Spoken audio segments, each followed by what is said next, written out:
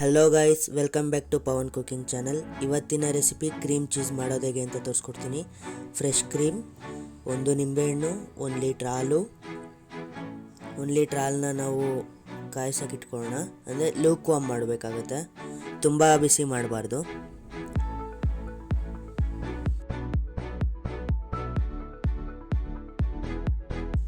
ಈಗ ನಾವು ನಿಂಬೆಹಣ್ಣು ಜ್ಯೂಸನ್ನ ತೆಗೆದಿಟ್ಕೊಳ್ಳೋಣ.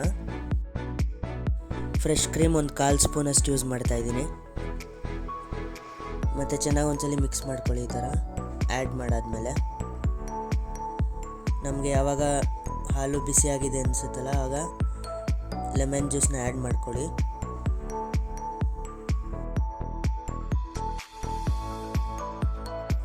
ಈ ಥರ ಹಾಲು ಹೊಡ್ಕೊಳ್ಳೋಕೆ ಸ್ಟಾರ್ಟ್ ಆಗುತ್ತೆ. ಈ ಥರ ಮಿಲ್ಕ್ ಮತ್ತು ವಾಟರ್ ಸಪ್ರೇಟ್ ಆಗುತ್ತೆ. ನಂತರ ಒಂದು ಬಟ್ಟೆಯಲ್ಲಿ ನಾವು ಹಾಕಿಡಬೇಕು. ಇದು ನೀರೆಲ್ಲ ಫುಲ್ ಡ್ರೈನ್ ಆದಮೇಲೆ ಫ್ರಿಡ್ಜಲ್ಲಿ ಇಡಬೇಕಾಗತ್ತೆ. ನಾವು ಫ್ರಿಡ್ಜಲ್ಲಿ ಇಟ್ಟ ನಂತರ ಈ ಥರ ಇರುತ್ತೆ ಚೀಸು.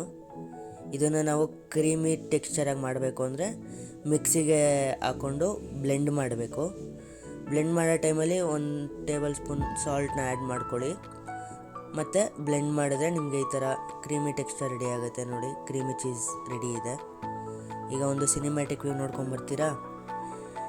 ಈ ವಿಡಿಯೋ ತಮ್ಮೆಲ್ಲರಿಗೂ ಇಷ್ಟವಾಗಿದ್ದರೆ ಲೈಕ್, ಶೇರ್, ಕಮೆಂಟ್, ಸಬ್ಸ್ಕ್ರೈಬ್ ಮಾಡಿ.